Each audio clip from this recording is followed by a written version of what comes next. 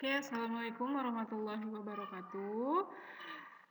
Apa kabar anak-anak kelas 5 Rufaidah? Oke, kembali lagi bersama Ustazah Rizka. Untuk hari ini, kita akan melanjutkan pembelajaran tematik kita. Sub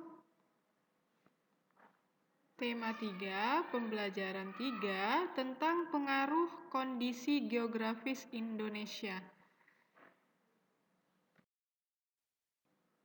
Oke, sebelum kita memulai pembelajaran kita hari ini, mari kita mulai dengan membaca basmalah. Bismillahirrahmanirrahim.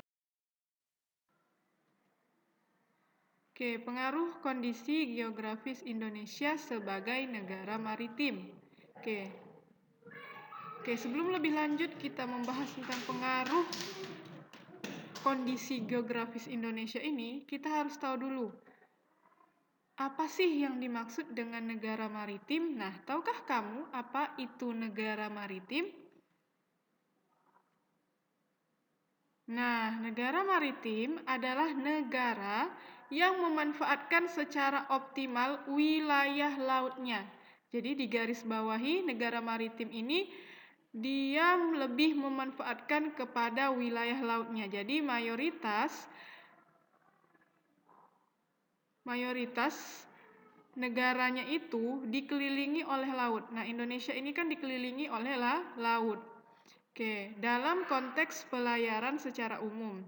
Nah, kemudian negara maritim ini bisa dipahami sebagai negara yang dianggap peduli dan mampu dalam mengelola sumber daya kekayaan alam dari dasar hingga permukaan laut. Jadi sumber daya alam yang ada di laut itu bisa dioptimalkan, bisa dieksploitasi dengan baik oleh negara maritim tersebut.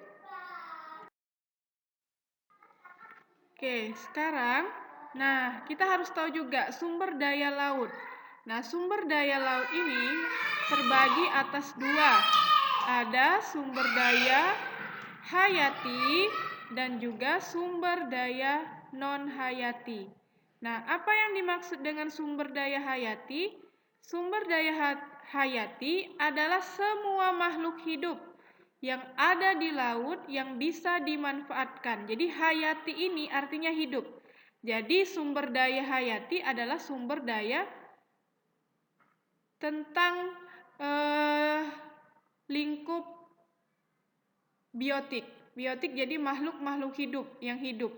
Seperti ikan, terumbu karang. Nah, ini ada ikan, ada terumbu karang, dan lain sebagainya.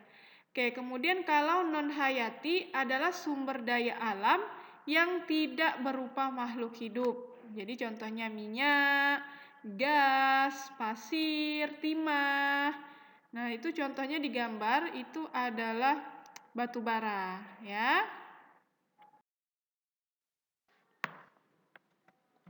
Nah, sekarang kita masuk pengaruh kondisi geografis terhadap bidang ekonomi. Jadi pada bidang ekonominya ya.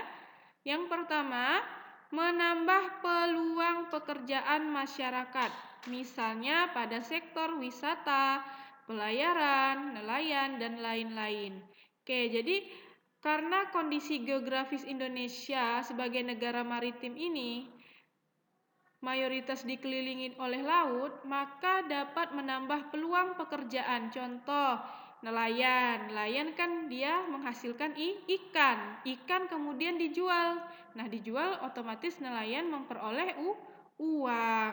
Oke, terus pelayaran. Pelayaran contohnya kayak pada sektor-sektor perkapalan. Nah, kayak kita naik kapal Dumai. Nah, kapal-kapal itu kan juga menghasilkan uang. Jadi kalau kita beli tiket kapal, nah uangnya itu otomatis dapat digunakan oleh yang pemilik kapal. Nah, pada sektor wisata misalnya, kan ada hotel-hotel yang ada di atas laut, atau misalnya ada wisata bawah laut, kayak diving. Nah, itu juga menghasilkan uang. Oke, berikutnya jalur perdagangan dunia. Nah, jalur perdagangan dunia maksudnya kalau kita misalnya ada nama istilah ekspor dan impor. Misalnya kan, kita mau beli barang dari misalnya dari Malaysia atau misalnya dari Amerika. Nah, itu bisa menggunakan jalur laut. Nah, itu namanya jalur perdagangan dunia. Kemudian menambah keberagaman budaya masyarakatnya. Tentu saja akan menambah keberagaman budaya. Kenapa? Karena wilayah kita tadi, laut kita, sebagai jalur perdagangan dunia. Jadi tempat lalu lintas negara-negara, kapal-kapal dari negara lain. Nah, kalau misalnya kapal-kapal negara lain lewat ke wilayah kita, otomatis kita juga akan terkontaminasi dengan budaya asing. Ya, dengan budaya-budaya asing. Jadi kita terikut. Jadi otomatis dapat menambah keberagaman budaya masyarakat. Kemudian yang terakhir, pembuatan dan pembangunan sarana transportasi. Nah, tadi kan kapal-kapal itu, nah di mana kapal-kapal berlabuh? Di pelabuhan. Jadi kita karena wilayah Indonesia ini adalah wilayah negara maritim dengan mayoritas wilayahnya itu adalah laut, otomatis kita bisa membangun pelabuhan. Jadi ke pelabuhan tersebut tempat berlabuhnya kapal. Nah, tempat lalu lintas transportasi otomatis di situ juga akan dapat menghasilkan uang. Nah, sekarang dampak yang ditimbulkan. Nah, jadi ada dampak positif dan juga ada dampak negatif. Nah, dampak positif yang ditimbulkan dari pengaruh geografis Indonesia di bidang ekonomi, yang pertama meningkatkan pendapatan Indonesia. Nah, karena uang-uang yang didapatkan tadi, otomatis itu kan masuk ke kas negara dari hasil pajak, ya kan? Nah, otomatis itu meningkatkan pendapatan Indonesia. Yang kedua, pembangunan sarana transportasi. Nah, itu tadi transportasi laut, contohnya kayak pelabuhan, ya. Kemudian bertambahnya keberagaman budaya. Nah, ternyata ada juga dampak negatifnya. Yang pertama, pembangunan kurang merata. Nah, jadi pembangunan sarana transportasi kadang tidak merata. Ada wilayah atau daerah yang pembangunannya itu pesat, jadi dibangun terus jadi cantik. Tapi ada daerah juga yang pembangunannya itu lambat, jadi tidak merata. Nah, biasanya di kota-kota besar kan pembangunannya lebih pesat dibandingkan di kota-kota yang terpencil. Kemudian hilangnya kebudayaan asli. Nah, hilangnya kebudayaan asli ini karena ada pengaruh dari budaya luar. Ya, budaya luar, jadi bisa hilang. Kemudian yang ketiga, kapal asing dapat masuk dan mencuri sumber daya alam laut Indonesia. Nah, di berita-berita di TV kan sudah banyak tuh disebutkan bahwa kapal-kapal asing yang masuk ke wilayah Indonesia, mereka sering juga mencuri sumber daya alam laut yang ada di Indonesia. Mengapa? Karena sumber daya alam laut di Indonesia itu sangat kaya sekali akan ikannya, akan terumbu karangnya, dan lain sebagainya. Jadi mereka mencurinya, ya. Oke, sekarang pengaruh kondisi geografis terhadap bidang sosial. Nah, sekarang bidang sosial. Jadi pengaruhnya itu adalah terjalinnya hubungan perdagangan dengan luar negeri sehingga menyebabkan munculnya akulturasi dan asimilasi. Ini maksudnya akulturasi dan asimilasi ini pembauran budaya. Jadi kita, bangsa Indonesia, karena adanya letak geografis yang sering dilalui oleh negara lain, otomatis budaya dari negara lain bisa masuk ke negara kita. Nah, atau bisa tergabung. Jadi bergabung antara budaya Indonesia dan budaya misalnya dengan budaya Amerika. Nah, sekarang misalnya anak-anak yang demam Korea itu kan juga pengaruh dari negara asing. Kemudian memudahkan bangsa Indonesia untuk berhubungan dengan bangsa-bangsa lain. Nah, mengapa letak wilayah Indonesia itu berpengaruh terhadap sosial budaya yang ada di Indonesia? Nah, letak geografis Indonesia ini kan memungkinkan masuknya beragam pengaruh sosial budaya dari luar yang memicu pertumbuhan keanekaragaman budaya Indonesia. Kini sudah ada ribuan bahasa dan ratusan suku bangsa bermukim di penjuru Indonesia dengan ciri fisik dan budaya yang bermacam-macam. Contoh, kayak misalnya seperti artis India, Shaheer Sheikh itu kan masuk ke Indonesia. Nah, masuk ke Indonesia dengan mudahnya dia masuk ke Indonesia. Nah, kemudian kayak artis Korea kan juga kadang masuk ke wilayah Indonesia.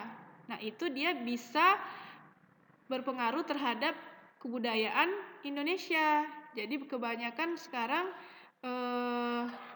anak-anak remaja itu suka akan Korea. Nah, itu salah satu pengaruh dari letak geografis Indonesia dari bidang sosial budaya.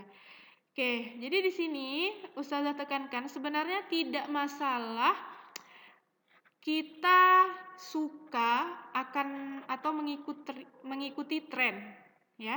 Tidak masalah.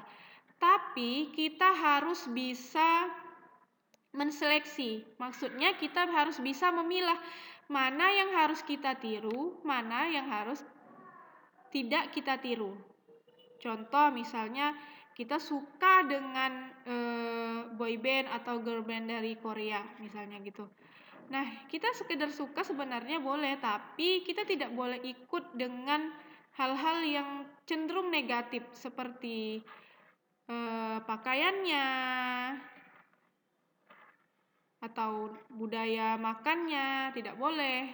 Misalnya mereka budaya makannya misalnya berdiri, ya kita tidak boleh, kita harus tetap dengan budaya duduk sesuai ajaran agama kita, ya. Sekarang dampak yang ditimbulkan. Jadi ada dampak positif dan juga dampak negatif. Yang pertama dampak positifnya, terjalin komunikasi yang baik antar negara. Yang kedua, memudahkan warga Indonesia untuk terhubung langsung dengan warga negara lain. Yang ketiga, ada percampuran dan pertukaran budaya. Yang keempat, kemudian dampak negatifnya. Yang pertama, perubahan perilaku yang tidak sesuai. Nah, ini maksudnya yang Ustazah bilang tadi, kita mentang-mentang suka dengan budaya Korea, kemudian kita berubah perilaku kita, ikut-ikutan gaya-gaya Korea. Kita hilangkan budaya Indonesia, itu tidak boleh. Kemudian hilangnya bahasa daerah. Nah, kita mungkin udah mahir dengan bahasa Korea, jadi kita tidak mau lagi dengan bahasa daerah karena takut malu lah, apa. Nah, itu tidak boleh ya. Jadi itu dampak negatif yang timbul. Yang ketiga, timbulnya budaya yang tidak sesuai dengan nilai budaya Indonesia. Nah, tugas Ananda di rumah adalah silakan Ananda membuat laporan dengan format pada halaman 147. Buku tema 1 tentang pengaruh kondisi geografis Indonesia sebagai negara maritim terhadap kehidupan sosial dan budaya masyarakat. Oke, silakan lihat nanti di halaman 147. Oke, baiklah, terima kasih. Demikian penjelasan Ustazah untuk pembelajaran kita pada hari ini. Silakan Ananda pahami. Pesan Ustazah tetap semangat, tetap jaga kesehatan, selalu dijaga ibadahnya, jangan lupa dan jangan lalai mengerjakan tugas. Ustazah akhiri, assalamualaikum warahmatullahi wabarakatuh.